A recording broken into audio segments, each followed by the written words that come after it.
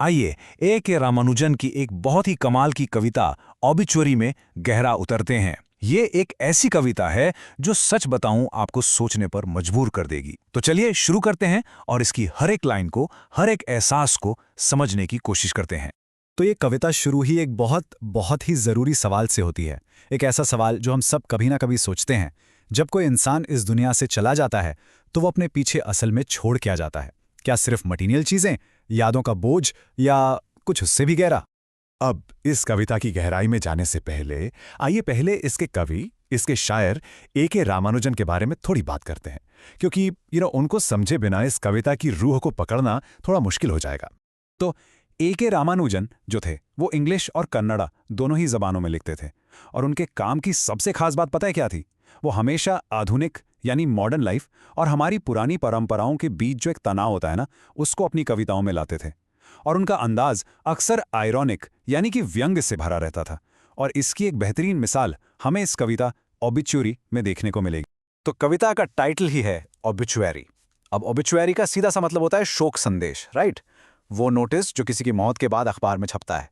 लेकिन यहाँ रामानुजन इस सीधे से शब्द को एक बिल्कुल अलग, एक बहुत गहरे और आयरॉनिक अंदाज में इस्तेमाल करते हैं। देखते हैं कैसे। ओके, तो कविता शुरू कैसे होती है? एक लिस्ट से। सही सुना आपने, एक लिस्ट। ये वो विरासत है जो कवि को अपने पिता से मिली है। लेकिन ठहरिए, ये कोई सोने चांदी या जमीन जायदाद की लिस्ट नहीं है, बल्कि ये उन चीजों की लिस्ट है जो पीछे छूट गईं। एक तरह से बचा कुचा सामान। तो इस लिस्ट में है क्या? देखिए, father when he passed on left dust, left debts and daughters. मतलब पिता के जाने के बाद क्या मिला? कागजों पर जमी हुई धूल, कर्ज और बेटियां।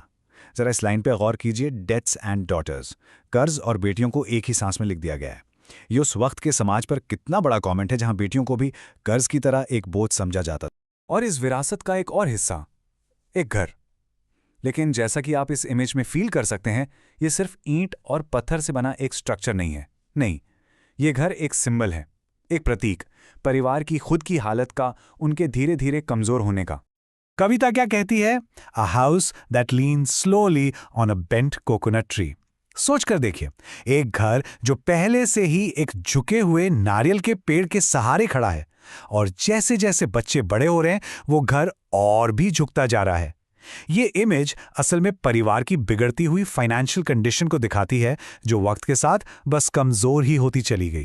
चलिए अब आगे बढ़ते हैं। कविता का फोकस अब शिफ्ट होता है अंतिम संस्कार की तरफ, उससे जुड़ी रस्मों की तरफ। पर एक मिनट, यहां आपको कोई रोना धोना, कोई भावुक पल नहीं मिलने वाला, बिल्कुल नहीं। कवि इस पूरे मामले को इतने निराश, इतने मैकेनिकल तरीके से बयान करते हैं जैसे ये बस एक काम हो जिसे निपटाना है। ये लाइन देखिए, being the burning type he burned properly. कमाल की लाइन है। इसमें एक अजीब सा डार्क ह्यूमर है। इसके दो मतलब हो सकते हैं। पहला कि उनके पिता जिंदा रहते हुए शायद बहुत गुस्से वाले थे, बर्निंग टाइप। और दूसरा व्यंग ये है कि चलो कम से कम मरने के बाद वो ठीक से जल तो गए। सोचिए, इतनी गंभीर बात को कितनी कैजुअली कह दिया गया। और आगे आगे कभी और डिटेल में जाते हैं। वो बताते हैं कि राख में क्या क्या बचा। आई कॉइन्स यानी आंखों पर रखे सिक्के, स्पाइनल डिस्क्स, रीढ़ की हड्डी के कुछ टुकड़े। जिस तरह से ये लिखा गया है वो बहुत ही क्लिनिकल है, एकदम डिटैच्ड। ऐसा लगता है जैसे कोई बेटा नहीं बल्कि कोई साइंटिस्ट ऑब्जर्वेशन लिख रहा हो। इससे पूरा अनुभव बिल्कुल इमोशनलेस हो जाता है। और फिर बूम, कभी अपने पिता की पूरी जिंदगी को बस दो घटनाओं में आके समेट देते हैं। उनका जन्म एक कजेरियन बर्थ, वो भी एक तंग से ब्राह्मण घाटों में, और उनकी मौत हार्ट फेलियर, कहाँ? एक फ्रूट मार्केट में। जन्म से लेकर मौत तक उनकी पूरी जिंदगी कितनी साधारण, कितनी अनरिमार्केबल थी। ना कोई शानो शौकत, ना कोई बड़ा ड्रामा, बस एक आम इंसान की आम सी जिंदगी। तो इस आम सी जिंदगी के बाद क्या? यहां से कविता अपने टर्निंग पॉइंट पर आती है, अपने सबसे जरूरी हिस्से की तरफ। अब जिक्र होगा उस चीज का जो उनके पिता के होने का, उनके अस्तित्व का इकलौता पब्लिक प्रूफ था, उनका ऑबिचुअरी। और ये प्रूफ क्या था? एक पूरी जिंदगी का सार सिर्फ 2 लाइंस में। कहां? मद्रास के एक अखबार के अंदर के किसी पन्ने पर, एक छोटे से अनजान से कॉलम में। सोच सकते हैं आप, एक ऐसी खबर जिसे शायद किसी ने देखा भी ना हो।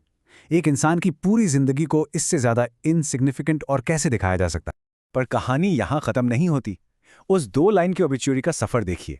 पहले वो अखबार में छपता है, फिर वो अखबार रद्दी के भाव किलो में बिक जाता है। फिर सड़क के ठेले वाले उसे खरीदते हैं और आखिर में उस कागज से चने या झलमुरी बेचने के लिए कोन बनाए जाते हैं। एक इंसान की मौत की खबर, उसकी जिंदगी का आखिरी सबूत, अब मसाले बेचने के काम आ रहा है। आयरनी देखिए। लेकिन इस पूरी निराशा और आयरनी के बीच एक छोटी सी चीज बदलती है। कवि कहते हैं कि वो हाल फिलहाल में लेटली उन्हीं रद्दी के कागजों को, उन मसाले के कोन्स को खोलकर पढ़ते हैं। किस उम्मीद में? इस उम्मीद में कि शायद कहीं किसी कोने में उन्हें अपने पिता के ऑबिचुरी की वो 2 लाइनें मिल जाएं। तो इस सब के बावजूद दिल के किसी कोने में एक तलाश अब भी जारी है। और अब हम कविता के आखिरी हिस्से में आते हैं। यहाँ पर पूरी कविता का सार है। अब कवि बताएंगे कि उनके पिता की असली विरासत, द ट्रू इनहेरिटेंस, क्या थी। ये धूल, कर्ज या उस झुकते हुए घर से बहुत अलग है। ये एक ऐसी विरासत है जिसे आप तोल नहीं सकते, जिसका हिसाब आप लगा नहीं सकते। तो आखिर में पिता ने क्या छोड़ा? And he left us a changed mother and more than one annual ritual. बस एक बदली हुई माँ और एक से ज्यादा सालाना रस्में। यही है असली विरासत। कोई मटेरियल चीज नहीं, बल्कि परिवार पर पड़ा एक ऐसा असर जो हमेशा रहेगा, और कुछ ऐसी यादें, ऐसी रस्में जो अब हर साल उनकी याद दिलाएं। तो अगर हम इसको आसान शब्दों में समझे तो पिता ने 2 तरह की विरासत छोड़ी। एक थी पब्लिक लेगेसी, जो दुनिया के लिए थी। उसमें क्या था? धूल, कर्ज, एक झुकता हुआ घर और अखबार की 2 लाइनें, सब बेकार। और दूसरी थी प्राइवेट लेगेसी, जो सिर्फ परिवार के लिए थी। और उसमें क्या था? एक बदली हुई माँ, नई रस्में और एक बेटे की यादें। एक बेकार थी और दूसरी अनमोल। और इसके साथ ये कविता आपके और मेरे लिए एक सवाल छोड़ जाती है। जब हम नहीं रहेंगे तो हमारी ट्रू इनहेरिटेंस क्या होगी? हम अपने पीछे कौन सी सालाना रस्में छोड़कर जाएंगे जो लोगों को हमारी याद दिलाएंगी? सोचिएगा जरूर। तो ये था ए.के. रामानुजन की ओबिचुरी का एनालिसिस। अगर आपको ऐसे ही और कंटेंट पसंद है तो सब्सक्राइब जरूर करें। बहुत बहुत शुक्रिया।